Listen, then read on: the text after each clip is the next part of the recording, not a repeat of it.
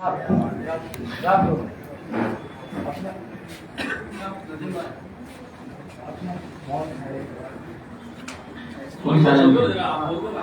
آپ تمام سامعین سے گزارش ہے کہ اپنے موبائل کو سائلنٹ پہ ڈال دیں، خلل پڑ جاتا ہے اگر درمیان میں پھول بھی ہو تو.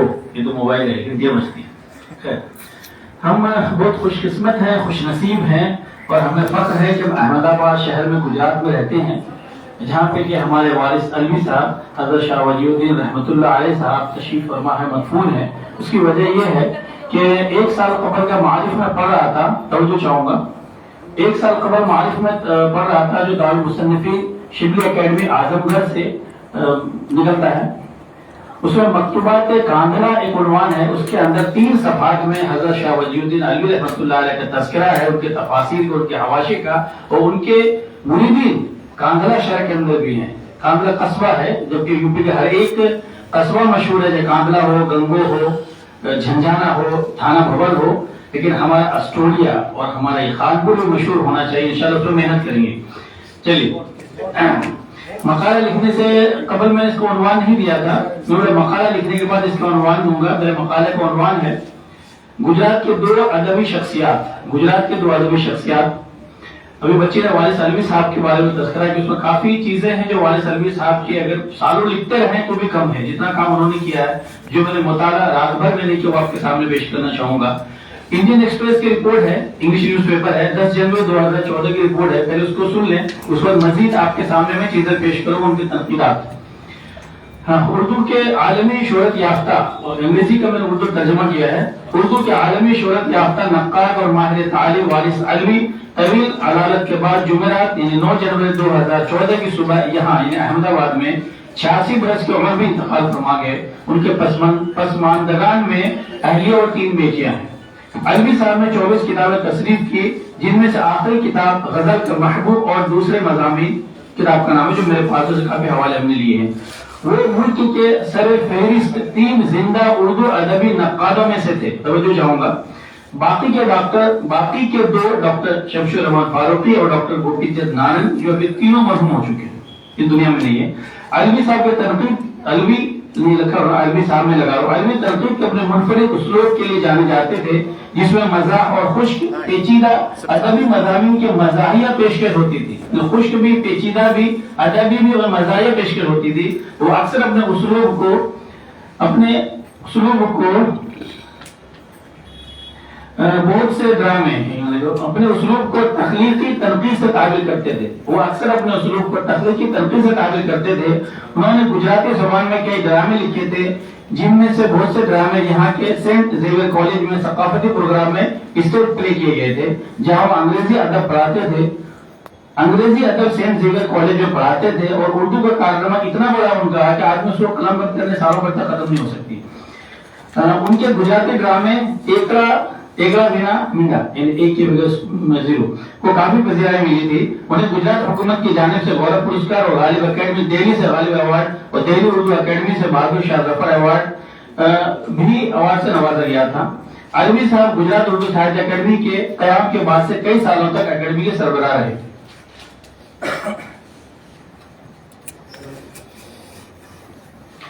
بدھ خانہ چین مصنف وارث علوی صاحب مرتب کردہ جناب پروفیسر محمد بومبے والا صاحب کا تبصرہ کرتے ہوئے، بدھ خانہ چین جو کتاب اس کا تبصرہ کیا جناب انتظار حسین صاحب نے، انگریزی میں تھا اس کا تبصرہ، اس کا اردو ترجمہ ہے، اس کو سنیے جو وارث علوی صاحب کے بارے میں انگریزی کرٹیسائز اور کرٹکس کیا کہتے ہیں بدھ خانہ چین کے بارے میں، اس کو سنیے گا.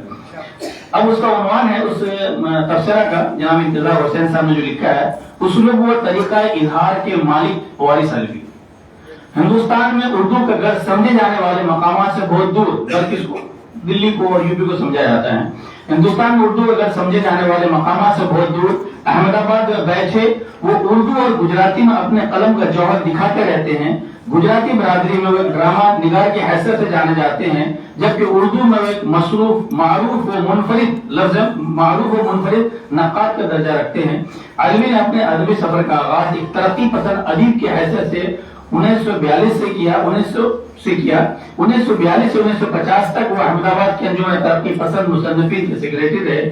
ترقی پسندیدیت کے مقاصد کے پیروی انہوں نے جس خلوص کے ساتھ کی اس کا اعتراف سجاد ظہیر نے اپنے مضامین کے مجموعے روشنائی میں خاطر خواہ کیا، لیکن جلد ہی نثری سے نشو و نما پاتی، جلد ہی تیزی سے نشو و نما پاتی ہوئی ان کے ادبی شخصیت پر، مطلب تیزی سے ان کے نشو و نما پاتی ہوئی ان کے ادبی شخصیت پر یہ قبا تنگ ہونا شروع ہوئی۔ کون سی؟ ترقی پسند تحریک کی بات چلی، اور انہوں نے پارٹی سے ناطا توڑ لیا۔ ترقی پسند تحریک کے مصنف انصف نے راجنامہ دے دیا، استعفا دے دیا۔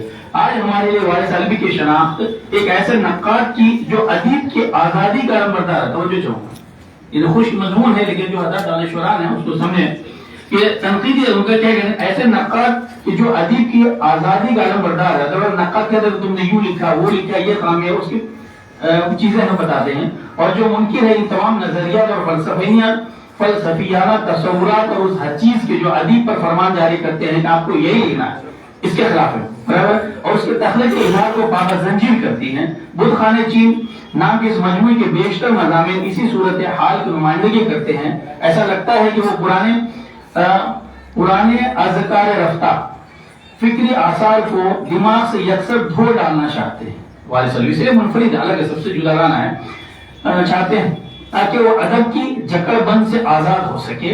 وہ ایسے تمام تصورات اور نظریات کو اپنے عمل جراحی کے ذریعے بالآخر رد کرتا نظر آتا ہے، جو پرانی روایت ہے۔ جی، ادب میں نظریات کے رول پر بات کرتے ہوئے علوی اس نتیجے پر پہنچتے ہیں کہ منشوریہ نظریے کی مشکل یہ ہے کہ وقت کے ساتھ ساتھ وہ فرسودہ ہوتا چلا جاتا ہے۔ اس کی مثال اس ریلوے ٹرمینس کی سی ہے جہاں پہنچنے کے بعد خیال اور نظریات کی تمام گاڑیاں رک کر کھڑی ہو جاتی ہیں۔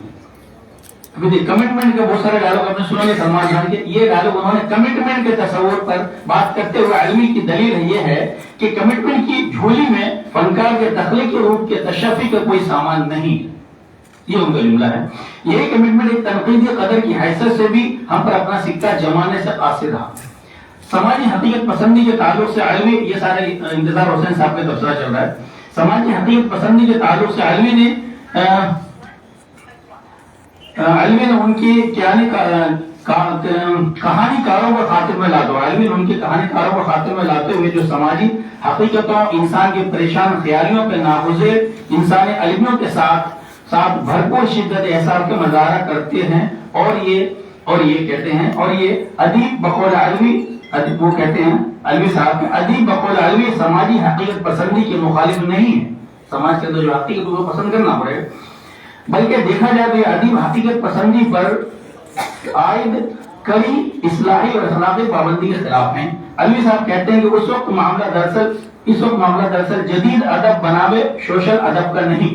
پھر سے سنیے گا، اس وقت معاملہ دراصل جدید ادب بناوے سوشل ادب کا نہیں بلکہ سوشل ادب بناوے سوشلسٹ ادب کا ہے۔ یہ جملہ ترقی پسند تحریک سے عہدہ برا ہونے کے بعد علوی صاحب ان ادیبوں کے گروہ سے رجوع جڑتے ہیں جو ان بلند بان دعووں کے ساتھ ادبی منظر نامے پر نمودار ہوتے تھے۔ وہ حقیقت پسند فکشن کی مستحکم بنیادوں کو ہلاتے ہوئے گویا اردو کا ایک نیا وسیلہ اظہار تفویض کر رہے ہیں۔ یہ ہے منفرد حیثیت جناب وارث علوی صاحب کے۔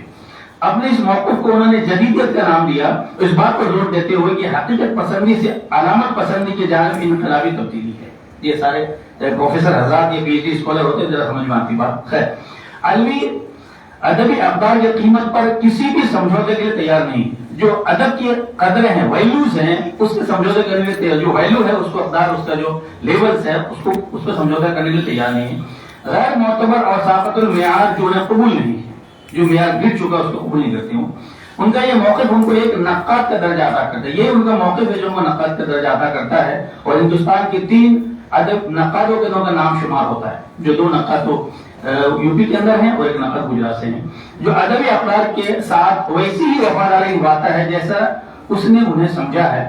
وارث علوی کے بارے میں بجا طور پہ کہا جا سکتا ہے وہ ایک اسلوب اور طریقہ اظہار کے مالک ہیں جو ان کا اپنا ہے۔ سب سے بڑی بات یہ ان کا اپنا طریقہ اظہار ہے۔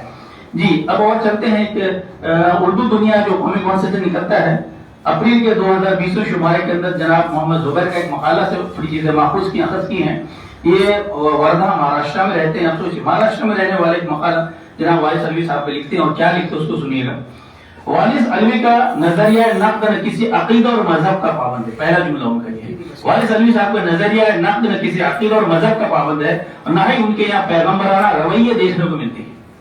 ان کے تنقید نگاری اشارات کے مخالف تنقیدی نگارشات کا اگر ہم مطالعہ کریں تو یہ بات پوری طرح واضح ہو جاتی ہے کہ ان کی کتاب حالی مقدمہ اور اہم بچے نے اس کا ذکر کیا تھا اس لحاظ سے بڑی اہمیت کے حامل ہے کہ اس میں انہوں نے حالی اور مقدمہ پر کھل کر بحث کی ہے. یہ کتاب حالی فہمی میں بڑی کارآمد ثابت ہوتی ہے.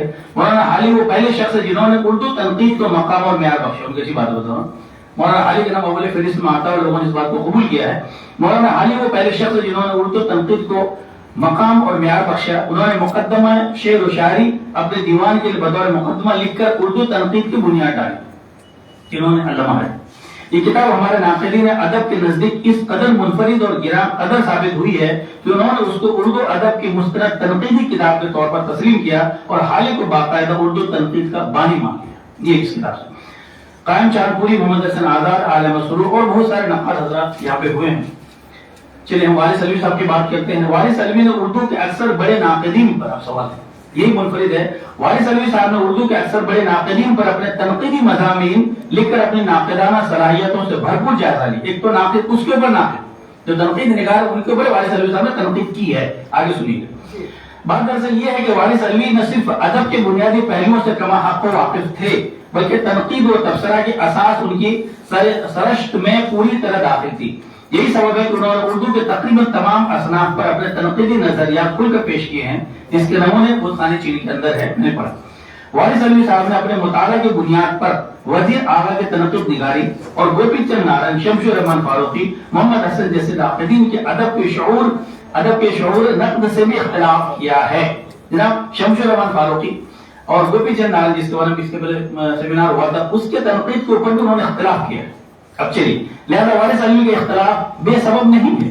ادب کے ان جید ناقدین سے اختلاف صرف وہی کر سکتا ہے جس کے اندر جذبہ و حوصلہ ہو اور دلائل و براہین بھی ہو. حوصلہ بھی ہونا چاہیے, دلائل بھی ہونا چاہیے, براہین بھی ہونا چاہیے, تو اختلاف کر سکتا ہے, مطالعہ بھی ہونا چاہیے. اس لحاظ سے بھی غور کریں تو وارث علوی کے یہاں یہ فکری خوبیاں بدرجہ اتم پائی جاتی ہیں. اس سلسلے میں پروفیسر انور ظہیر انصاری کے اقتباسات دیکھیے, رقم فراز ہیں. کتاب کا نام ہے سر سید سے شہریار تک, صفحہ نمبر 206. کسی کی تنقید پر تنقید کرنا بہت مشکل نہ صحیح لیکن آسان تو قطعا نہیں ہے.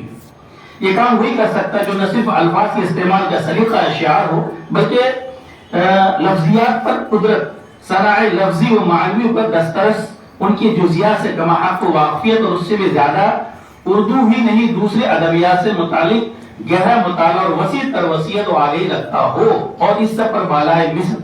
یہ بہت لمبا جملہ ہے جناب انور ظہیر صاحب کا. انتقادی قوت سے بھرا ہو, ان سارے زبانیں ہو, الفاظ ہو, معنوی ہو, لیکن ان کی انتقادی تنقیدی قوت جو ہے, استعمال سے لفظ بنا انتقادی قوت سے بھرا ہوا ہو تو باور کرنا چاہیے یہ حوصلہ وارث علوی کا ہی ہو سکتا ہے, باقی کسی کا نہیں ہو سکتا. یہ چیز وارث علوی کے مطابق تنقید وہی اچھی ہوتی ہے جو ذوق سلیم کی تربیت کے ذریعے قاری میں ہر رنگ اور ہر آہنگ کے اشعار سے لطف اندوزی کی صلاحیت پیدا کرے. یہ سب سے امپورٹنٹ جملہ ہے کہ تنقید کو پڑھنا خوش مضمون ہے, لیکن ان کا کہنا ہے کہ وہ چیزوں کو پڑھ کر کے قاری خوش ہو, مسرت محسوس کرے, اس کو کہتے ہیں وہ تنقید. اور یہ چیزیں ہم نے دیکھی ہوئی کتاب میں.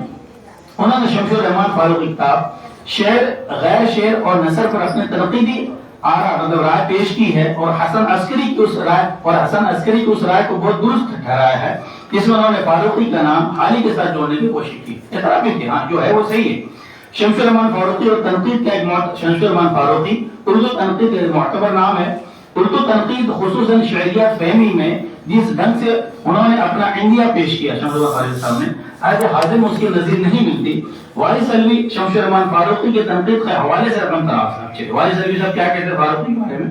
فاروقی کی یہاں اکثر محسوس ہوتا ہے کہ وہ شعر میں ضرورت سے زیادہ معنی پڑھ رہے ہیں, لیکن یہ احساس بھی اس مضامین میں ہوتا ہے جو فی الواقعی سبق اور درس ہے, اور لفظ کے جدلیاتی استعمال, لفظی انسلاقات اور ابہام کی نوعیت سے بحث کرتے ہیں.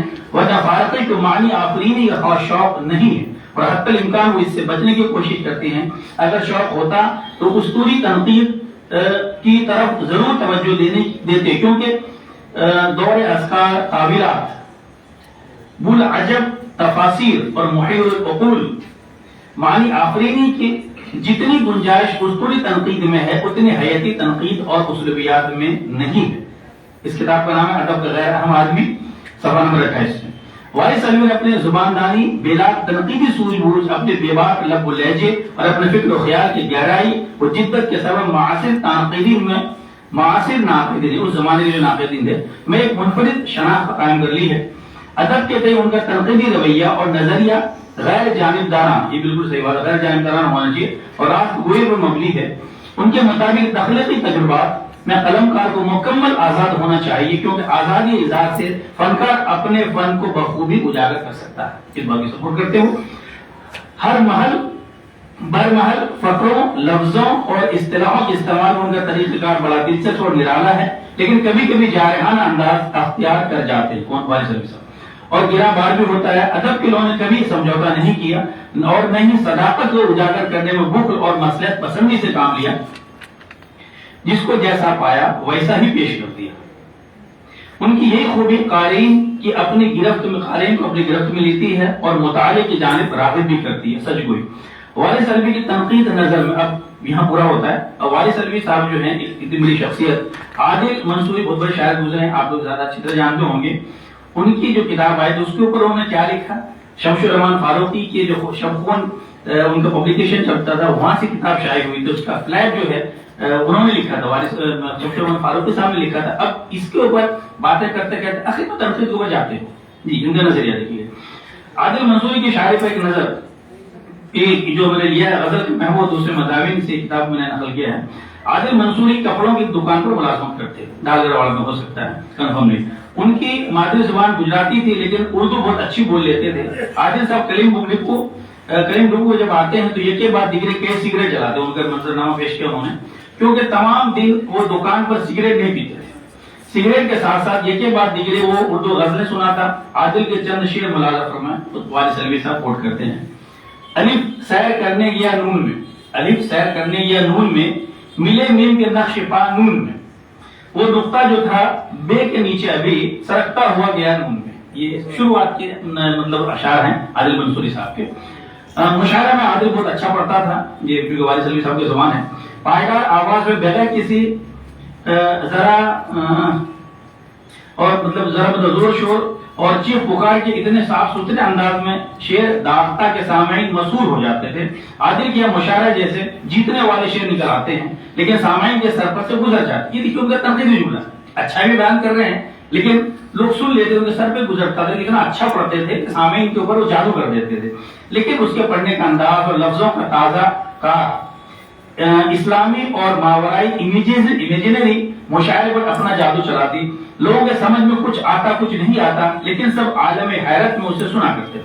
عادل کے پاس چند صاف ستھری نظمیں تھی، مثلا والد کے انتقال پر ایک نظم جو ان کی جو بہت مشہور ہوئی ہے، جو مشاعرہ میں مقبول ہوئی۔ عادل نے کشمیر سے لے کر کلکتہ تک اردو کے بہت سے مشاعرے پڑھے، خوب رسالوں میں چھپا۔ جب اس کی شاعری کا پہلا مجموعہ حشر کی صبح درخشاں ہو، یہ ان کے شعر کے مجموعہ کتاب کا نام ہے، اشاعت پذیر ہو کر ہاتھوں میں آیا تو رد و قبول کا ملا جلا تاثر چھوڑ دیا۔ یہ سب تنقیدی الفاظ ہیں جو اچھی باتیں ہیں۔ اس مجموعہ کے بعد عادل نے اردو میں شعر کہنا چھوڑ دیا، کم کر دیا، بعد میں تو چھوڑ ہی دیا۔ اس مجموعہ جو اس کے بعد رد و قبول آئی، اس کی توجہ گجراتی پر زیادہ تھی اور وہ گجراتی غزل میں نئی منزلیں طے کرتا ہے، بہت دور تک گئی۔ پھر یہ دور گجراتی میں غزل کا دور بھی کہلاتا ہے۔ ایک ساتھ غزل کے بہت اچھے شاعر سامنے آئے، انہوں نے صرف غزل کو گجراتی کی ادب میں اس کا صحیح مقام دلا۔ جی دوسرے لوگ پیدا ہوں گجرات کے اندر، ورنہ غزل پریشان بیانی، مجرے میں گائے جانے والی حسن و عشق، یہ تنقیدی الفاظ ہے، اور ناز و نیاز کی شاعری سمجھی جاتی تھی۔ سقا استاد اسے ادب مانتے ہی نہ تھے۔ اما شنکر جوشی آپ لوگ جانتے ہوں، پہلے بڑے نقاد جنہوں نے غزل کی شاعری کو تعریفی نظروں سے دیکھا۔ آج عادل منصوری گجراتی غزل ہی کا نہیں بلکہ گجراتی نظم کا بھی ایک منفرد اور بے مثال شاعر جانا جاتا ہے۔ شاید اس وقت لکھا ہو جو وہ حیات ہوں گے۔ امریکہ جانے کے بعد تو عادل ایک ادارہ بن گیا۔ امریکہ، کینیڈا، انگلینڈ اور دوسرے بے شمار ممالک میں اس نے گجراتی مشاعرے برپا کیے اور ہلچل مچا دی۔ جتنا عادل، یہ ایک ناقد اگر لکھ رہا ہے تو دلائل ہے، بالکل صحیح بات ہے، جتنا عادل کی شہرت اور مقبولیت میں اضافہ ہوتا چلا گیا اتنا ہی عادل کی شاعری پر نکھار پیدا ہوتا چلا گیا۔ ذاتی طور پر میں یعنی وارث علوی عادل کی گجراتی شاعری کا بڑا دل دادا ہوں، نہ صرف غزلوں کا بلکہ نظموں کا بھی۔ گجراتی شاعری میں بھی عادل کا سب سے بڑا سب سے طاقتور عنصر اس کی زبان کی سراست اور مٹھاس ہے، اور اس احساس کی وہ آنچ جس سے اس کی نظمیں دھڑکتی ہیں۔ عادل کا ہر شعر ایک تصویر ہے، عادل تصویروں اور استعاروں میں سوچتا ہے، اس کے یہاں خیال تجریدی صورت میں نہیں بلکہ محسوس پیکر میں ظاہر ہوتا ہے۔ عادل بزلہ سن شاعر ہے۔ یہ ساری باتیں عادل صاحب کے لیے جناب وہ لکھ رہے ہیں وارث علوی صاحب۔ ایک ناطق اگر اتنی باتیں ہیں، آگے چلتے ہیں، لیکن اس کے بعد آخر میں تنقید کیا ہوں، چھوڑا نہیں۔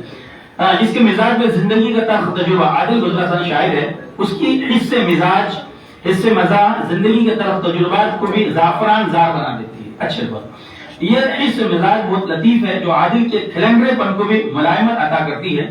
بڑی سادگی سے، بڑی بے تکلفی سے وہ گہرا خیال اور فکر انگیز جذباتی تجربات کو شعر میں بیان کر جاتا ہے۔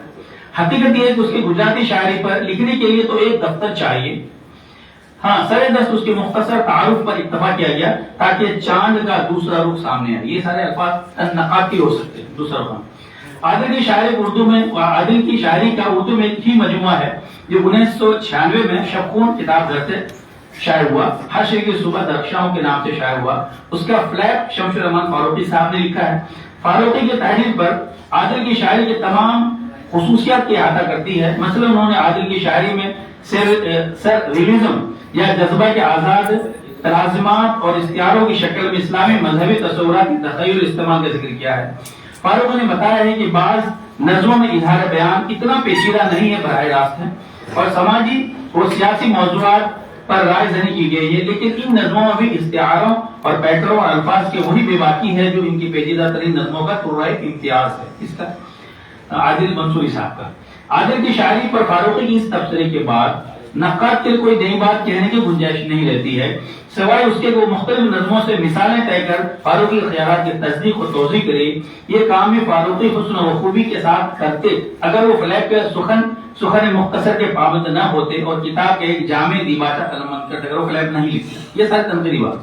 عادل کے نظمیہ شاعری کے 3 رنگ ہیں، اب عادل صاحب لکھ رہے ہیں۔ ایک تو صاف ستھری نظمیں جن میں استعاروں اور علامتوں سے کام لیا گیا ہے۔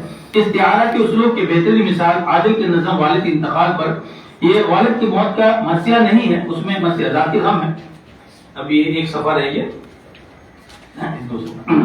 بیان نہیں بلکہ موت کے سامنے ایک آدمی کی بے بسی ہے، بے وضاحتی ہے، اور آہستہ آہستہ بچھی ہوئی زندگی کے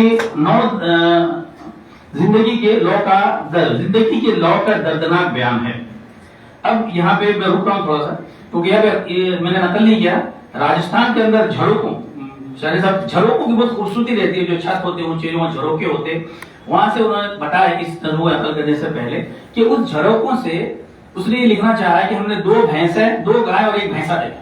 تو ان کا کہنا ہے کہ اس جھڑوکے اتنا خوبصورت ہے، مطلب آواز سروس کا، اس میں 3 شہزائیں، 3 مہارانیاں، 3 خوبصورت عورتیں بھی تو دیکھ سکتے تھے، آپ نے 2 گائے اور 1 بھینسا کیوں دیکھا؟ اب آئیے نظم کی طرف جو والد نے جو لکھا ہے۔ وہ 40 راتوں سے سویا نہ تھا، اب ان کے والد انتقال نظم میں، وہ خوابوں کے اونٹ پر لاتے ہوئے، اونٹ کے ذکر اس لیے کیا، وہ خوابوں کے اونٹ پر لاتے ہوئے رات کے ریگزاروں میں چلتا رہا، میز پر یہ آزاد نظمیں کانچ کے پیالے میں رکھے ہوئے دانت گھستے رہے، کالی عینک کے شیشوں کے پیچھے سے پھر موتیے کے کلی سر اٹھانے لگی، آنکھ میں تیرگی مسکرانے لگی۔ اب یہ نظم تھوڑا حصہ ختم ہوتا، آخر اور حصہ ہے۔ خوابوں کو الٹے پہ لادے رات کے ریگزاروں میں چلنا، یہ اس کی تنقید کر رہے ہیں والد سلمی صاحب، چلنا چاند کی چیتاؤں میں جلنا ایسے پیکر میں ہیں جن میں زندگی کا المناکی کا رنگ ہے۔ اس کے فوراً بعد کانچ کے پیالے پر رکھے ہوئے دانتوں کے ہنسنے کا امیج زندگی کے محرومیوں پر گہرا طنز ہے، اور پھر کالی عینک کے پیچھے سے موتی کے گلے کو ابھرنا موت کے اندھیروں کے بڑھنے کا اشارہ ہے۔ اس کے بعد تو خواہشوں کے دیے جسم بجھ گئے، ابھی آگے سے نظم کا حصہ ہے۔ سبز پانی کے سیار پر چھائیاں لمحہ لمحہ بدن میں اترنے لگی، گھر کی چھت میں جڑے 10 ستاروں کے سائے تلے عکس دھندلا گئے، عکس مرجھا گئے۔ یہ یہاں پہ ختم ہوتا ہے، اور یہ ایک نظم جو فسادات کے وقت انہوں نے لکھی تھی وہ پڑھ کے میرا مقالہ ختم کرتا ہوں۔ خون میں لتھڑی یا لتھڑی کیا کہیں گے؟ لتھڑی۔ خون میں لتھڑی ہوئی 2 کرسیاں، شوروں کی روشنی میں وحشی آنکھوں کو ہجوم۔ توجہ چاہوں گا، خون میں لتھڑی ہوئی 2 کرسیاں، شوروں کی روشنی میں وحشی آنکھوں کو ہجوم، رات کے گھڑیوں میں معجزن اجنبی بڑھتے ہوئے ساؤں کا شعور، نیم مردہ سایہ چاند، کوئی دوشیزہ کے جسم کا ادھ کٹا پستہ۔ اور اس پر خون میں لتڑی ہوئی 2 کرسیاں، اور اس پر خون میں لتڑی ہوئی 2 کرسیاں، 2 کرسی. السلام علیکم.